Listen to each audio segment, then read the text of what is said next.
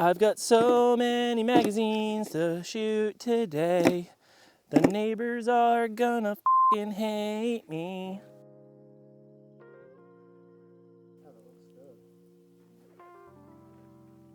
I decided to be super toxic last week and build one of the Instagram Glock 19s for fun. The ones where you see everyone running grip tape and all this other stuff with compensators attached, and I kind of like it. Actually, kind of really like it. So today we're gonna compare this obnoxious spray painted, hockey taped, compensated Glock with the trash MOS plate from Glock, which I am going to swap out as soon as my EPS plate comes in, or it's actually a DPP plate, and putting an EPS on this gun. But I do travel a lot, and I wanted a compensated, more affordable pistol to bring on trips with me that wasn't my super expensive P365 XL that I put too much money into, and not my Zev Hypercomp X with the Icarus prototype grip on it. This Zev is a fantastic pistol, but after the amount of money this gun is worth, I'd rather carry something that I would not feel so bad using and losing. Today's purpose of this video is, we've already done a Hypercomp X video, not with the Icarus grip. So we're gonna run it with the Icarus grip today. And we're also gonna compare it to a more affordable build, which is a stock Gen 5 MOS Glock 19. Do have the Radian Afterburner with Ramjet, or it's a Radian, Ramjet, and Afterburner combo. I was able to get this from OTB Firearms. I'm still waiting for some backup, blacked out suppressor height sight irons for this, and then I'm obviously gonna put the EPS and the some type of DPP plate on here. I have the Glock factory performance trigger. This is the new trigger from them. It seems a little bit inspired by the Timney trigger, but it's also drop safe. It's not NIJ standard for law enforcement use, but it makes this gun feel so much different than shooting a stock Glock trigger. And it also makes me go back to like all the years that people sold like Gen 3 triggers, Gen 4 triggers, and it was just factory Glock parts with polished trigger bars and polished disconnectors, and it was like, well, this one breaks at 2 pounds, and it's like, no, it still feels like shit.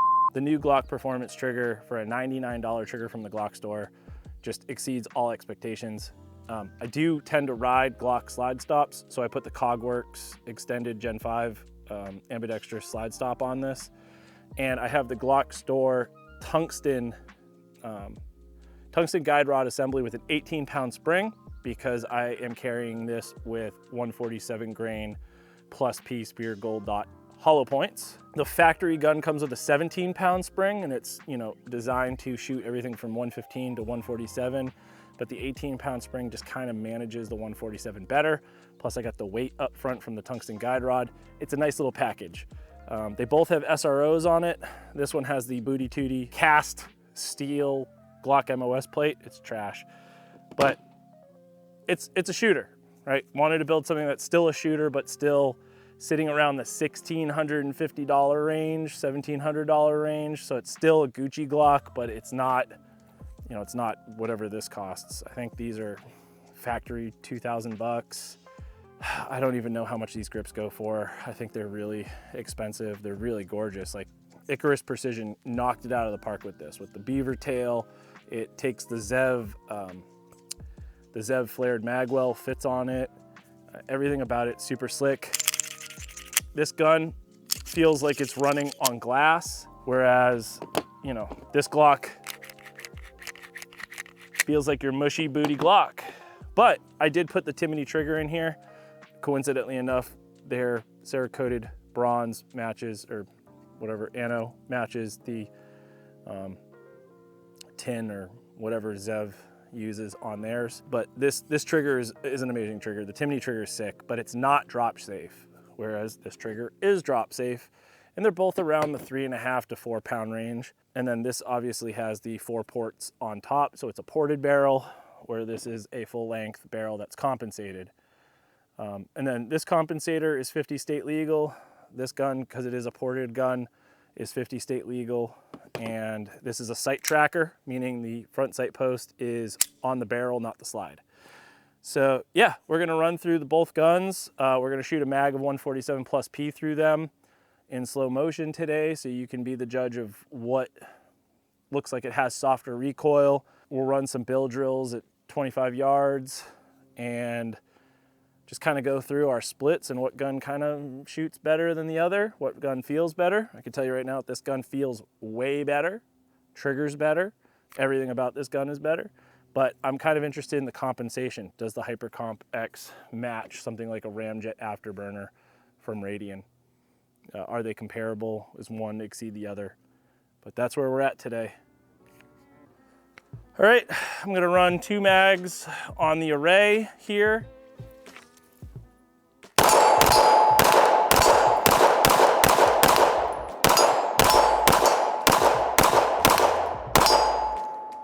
If I could hit that A zone, that would be cool.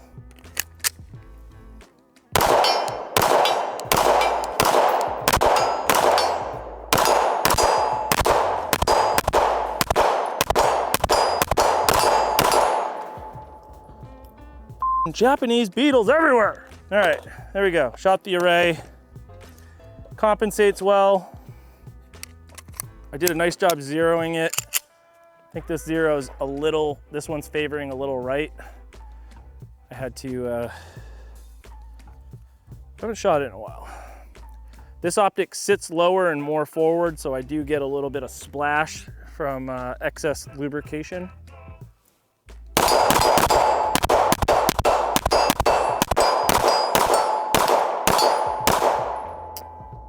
And I rode slide stop. This is why I need the Cogworks.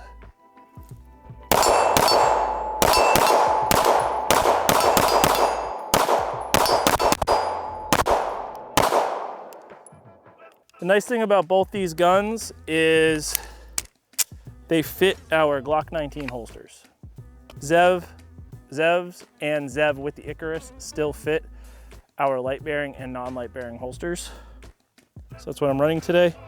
And then I'm running our ambidextrous deep concealment canted magazine carrier on a Neomag Alias.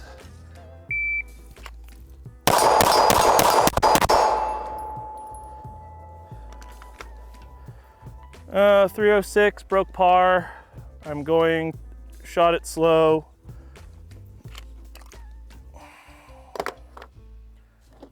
Shoot it faster.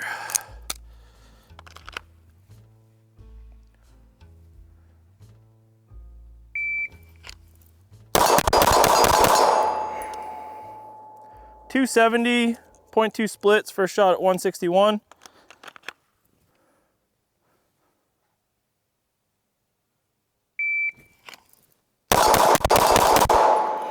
Two drop shots, 258, 0.2, first shot 154.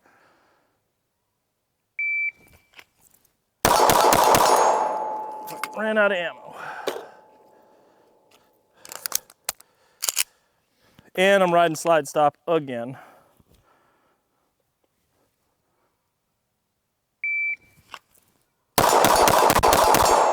No drop shots, 272, 0.2 splits, 155 first shot.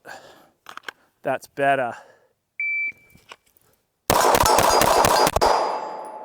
268, 151 first shot. Splits are 2-2.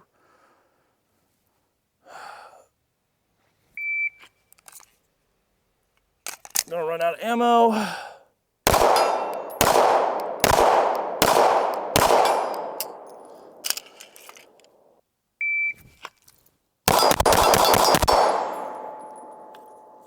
.255, 148 first shot, 2-1 splits. All right.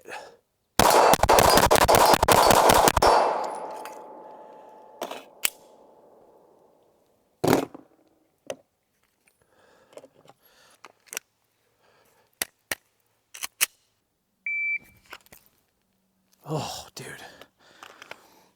The grip on the Icarus is so nice. It's such a natural point. I have to like choke down on the Glock 19 grip.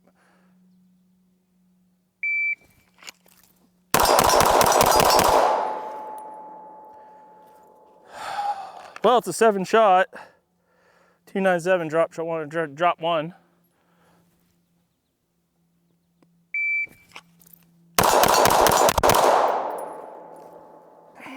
.256.21, first shot 145.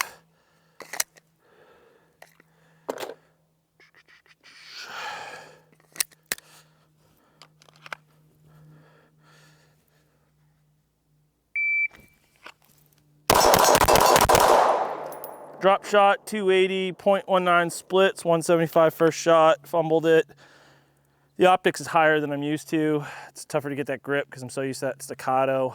Even that Zev grip's better.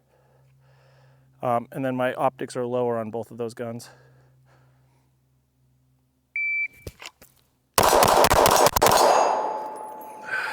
.2 split, drop one, 252, 143 first shot. You're supposed to do bill drills at flat range 10 yards, all alphas, doing 25, downward slope.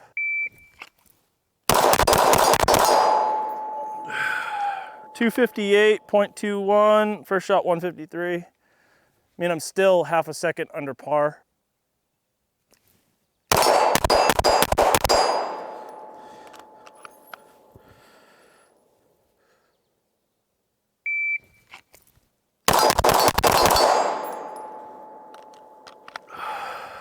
Dropped a shot, 261. Slow drop, 163. Splits were .19. All right.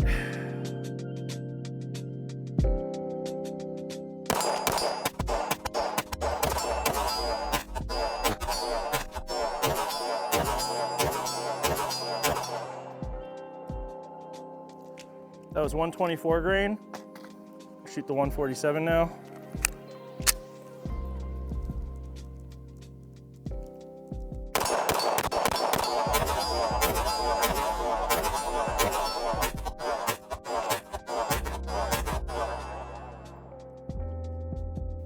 This is the Zev with 124 grain.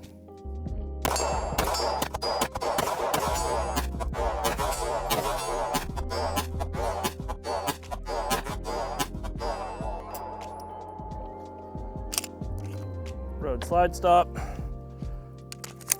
Zev 147.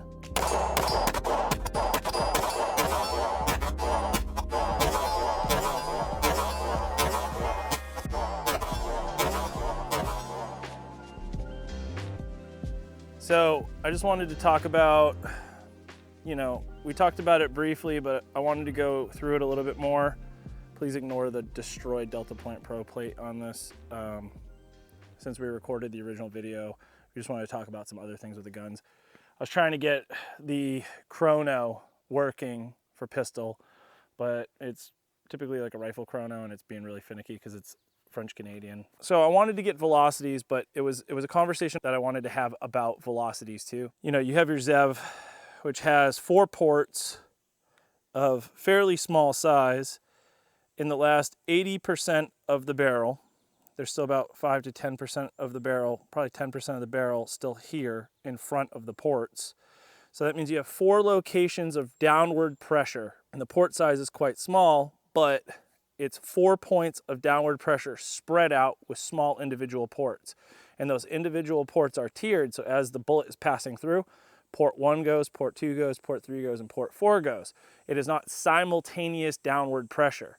And it's also being distributed over 1.5 inches, not at the end of the barrel. Basically in engineering school, again, you have an I-beam sticking out of a concrete wall, and if you spread out force, let's say this is 4 pounds. We're not gonna get into like legitimate pressures here, but let's say each one of these is consistently 4 pounds of downward pressure spread out. Now, if you were to measure the internal volume of each of those ports, the volume of the hole and how much how much gas is able to escape out of each of those ports, and then you compare that to the Ramjet having these 2 large chambers split by this little finger. It's not even a 2-port compensator, it's just a connecting point, but for the sake of this, 2-port compensator. I bet if we were to measure the port size here on the barrel, we could fit the volume of all 4 of these ports into one of these 2 chambers on the Ramjet. That's important because if you have the same amount of volume out of one of the two ports of the Ramjet. The Ramjet is hanging off the end of this beam,